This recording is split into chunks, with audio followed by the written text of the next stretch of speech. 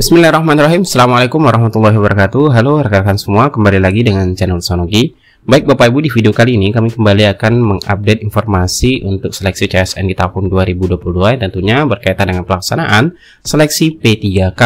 Nah, di video kali ini Bapak Ibu kami akan berbagi informasi mengenai sistem perankingan dan juga perhitungan nilai akhir berdasarkan masa kerja, usia, kemudian kualifikasi pendidikan, dan juga latar belakang bagi rekan-rekan honorer pelamar prioritas P3K di tahun 2022 ini.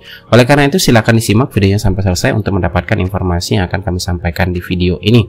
Namun seperti biasa kami selalu mengingatkan, bagi rekan-rekan yang baru pertama kali menemukan channel ini, jangan lupa untuk tekan tombol subscribe-nya dan aktifkan lonceng notifikasinya agar saya akan mengupdate info-info terbaru rekan-rekan yang pertama kali mendapatkan notifikasinya. Oke Bapak Ibu, terima kasih. Nah, berkaitan dengan untuk pelaksanaan seleksi P3K tenaga guru, terlebih dahulu kita sampaikan bahwasanya saat ini itu adalah masih dalam tahap proses seleksi P2 dan P3 atau pelamar prioritas 2 dan 3, yaitu untuk jadwalnya kalau kita perhatikan berdasarkan jadwal sudah disampaikan oleh Panselnas, untuk sekarang itu dalam tahap pengolahan hasil penilaian kesesuaian untuk P2 dan P3, yaitu 3 sampai dengan 13 Desember. Nah, untuk mengenai sistem perankingan dan perhitungan nilainya, langsung saja kita dengarkan yang kita dapatkan informasinya, penjelasan langsung dari Panselda Bapak Ibu.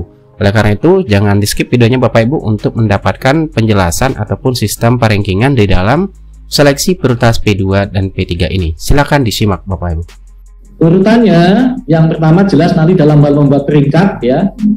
Pertama adalah nomor, kemudian ada nama, kemudian ada asal sekolah. Nah, pada tahapan dengan awal itu data itu masih per sekolah. Karena belum di peringkat, belum ada nilai. Ya, nanti masih diurutkan per sekolah. Per sekolah, per Dabi ya, nanti muncul menjadi per Korwil. Kemudian yang SMP juga sama, per sekolah, per kecamatan, muncul per Komda. Itu dalam hal membuat nominasi pada tahap awal. Ya, jadi ada nama jelas, ada asal sekolah jelas, ada mapel. Mapel itu kalau SMP langsung ditulis saja mapelnya apa. Kalau SD ada 3 kategori, misalnya guru kelas, guru PAI, guru penjas. Nah, kemudian yang masa kerja ada tahun, ditulis semuanya 2 digit lah, ben gampang. Misalnya 1 tahun ditulis 01, 2 tahun 02, bulan juga 2 digit ya, bulan juga 2 digit nanti. Kemudian pendidikan ya, S1 atau S2 atau S1 tapi kemudian di saat ini sedang kuliah lagi, maka di keterangan ditulis proses S2 di keterangan. Misalnya kalau S1 tetapi sedang studi lanjut ya, tapi belum selesai, maka S1-nya yang dicentang, di keterangan ditulis proses S2. Itu Mas, itu Bapak Ibu. Itu untuk kualifikasi S1 atau S2. Walaupun dukungannya banyak, mulai SD, SMP sampai terakhir, tapi nanti yang dilihat adalah terakhirnya. Kemudian nilai IPK ijazah yang terakhir yang diakui di situ. Kalau yang proses nggak boleh. Nilai IPK, karena ini kualifikasi.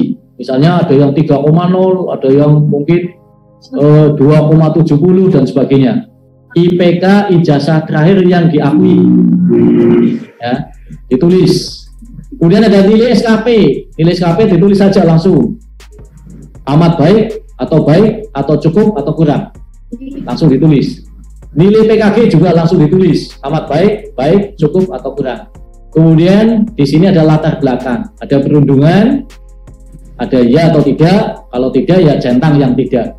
Ada kekerasan seksual ya atau tidak, tinggal dicentang saja ya. Nah, di kolom keterangan Bapak Ibu ini yang nanti harus lengkap. Contoh, kami kasih contoh ya. Misalnya di sana tadi dimulai masa kerja sudah ditulis ya, misalnya 10 tahun 5 bulan, tetapi terputus, maka ditulis masa kerja terputus ya. Kemudian ijazah tadi contohnya, ijazah sudah ada S1 tetapi saat ini lagi lanjut ke S2, maka ijazah yang ditulis S1, IPK-nya juga S1, tapi di keterangan proses S2. Atau mungkin dalam masa kerja sebelumnya jadi TU atau PTT, tapi kemudian saat ini sudah jadi GTT misalnya, Ya ditulis awal PTT sekarang DTT. Itu. Atau ada yang mungkin ya di kolom masa kerja pindah awal swasta saat ini negeri, contohnya itu. Ditulis lengkap mungkin yang bisa menggambarkan bahwa yang bersangkutan nanti ketika kita buat justifikasi, buat sebuah kesimpulan ya asesmen ini tidak sampai salah. Ya, tidak sampai salah. Kecuali yang memang dia tidak ada masalah, keterangannya di strip saja. Misalnya Wiyata Bakti di satu sekolah ya, ijazahnya ya hanya S1 ya. Kemudian lain-lain juga tidak ada masalah, ini cukup strip keterangannya. Tetapi yang memang butuh penjelasan wajib dijelaskan di kolom keterangan. Nah nanti ini tahap 1 nih, di tahap kedua kolomnya sama, cuma sudah di peringkat dan paling belakang nanti ditambah peringkatnya. Itu udah keterangan, nanti paling belakang tambah peringkat.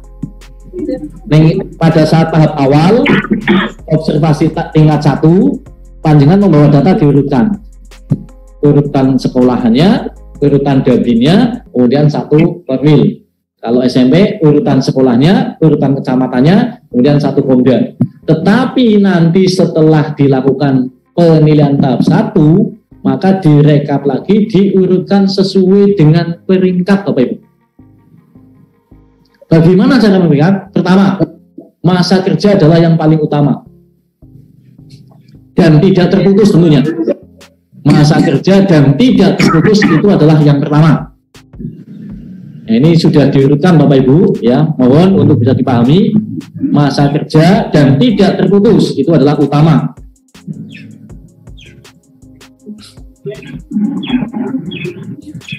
Kualifikasi itu nomor 2. Sehingga ada perbedaan antara S1 dengan S2. Sama-sama S1 tapi yang satu melanjutkan lagi nilainya lebih tinggi ketimbang yang S1 top. Kalau sudah IPK,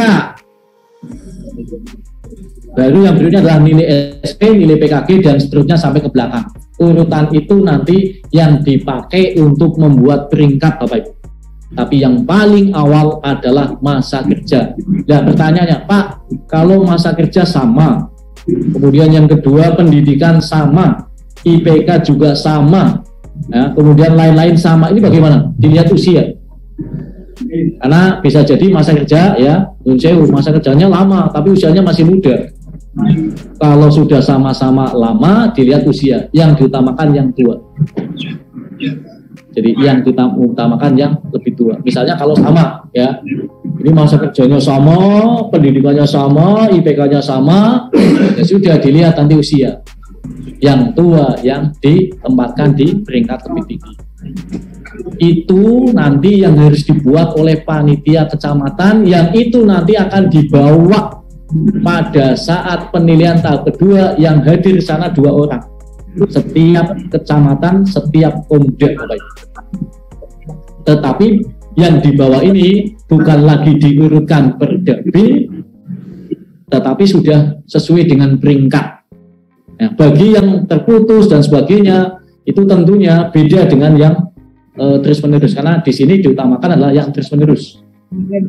Ya, jadi diutamakannya itu nanti yang paling lama mestinya menempati ada di atas gitu ya. Maka bisa saja sekolah A dengan sekolah B, mungkin sekolah A ada 2, nama A dengan nama B, nama A peringkat 1 tapi nama B mungkin peringkat yang paling bawah 20, bisa jadi karena masa kerjanya yang beda ya. Jadi nanti pada sesi yang kedua yang dibawa adalah nominasi yang sudah dibuat peringkat, tetapi pada saat 1 masih diurutkan sesuai dengan dabin, sesuai dengan sekolah. Ya kalau itu SD, tetapi kalau SMP ya tadi sesuai sekolah, sesuai kecamatan, kemudian sekomda. Itu Bapak Ibu yang saya sampaikan, mudah-mudahan yang singkat ini ya tidak menambah panjenengan bingung, tetapi panjenengan itu nanti tambah gamblang. Oke, itulah penjelasan yang kita dapatkan mengenai untuk pelaksanaan seleksi prioritas untuk P3K guru, khususnya untuk yang P3. Dan informasi tambahan kita sampaikan pada rekan-rekan juga untuk P3K tenaga kesehatan, yang tentunya sampai saat ini masih berlangsung untuk seleksi kompetensi yang dijadwalkan dari tanggal 6 Desember kemarin itu sampai dengan 20 Desember 2022, dan juga nanti akan ada tambahan seleksi kompetensi teknis tambahan 19 sampai dengan 23 Desember. Tentunya untuk mengenai hasil seleksinya untuk P3K kesehatan itu bisa dicek ya, hasil seleksi kompetensi P3K kesehatan itu dicek secara live di kanal YouTube Kanrek BKN, dan ini bisa dicek Bapak Ibu. Nah, kemudian untuk informasi juga untuk tenaga teknis sampai saat ini rekan-rekan tenaga teknis tentunya harus sabar menunggu, karena untuk estimasi yang disampaikan oleh Panselnas mengenai untuk seleksi kompetensinya, informasi terakhir yang kita dapatkan itu bahwasanya pelaksanaan seleksi kompetensi P3K teknis tahun 2022 itu estimasinya awal tahun 2023 Bapak Ibu. Oke, itulah informasi yang dapat kami bagikan pada rekan-rekan sekalian. Semoga informasi ini bermanfaat. Wassalamualaikum warahmatullahi wabarakatuh.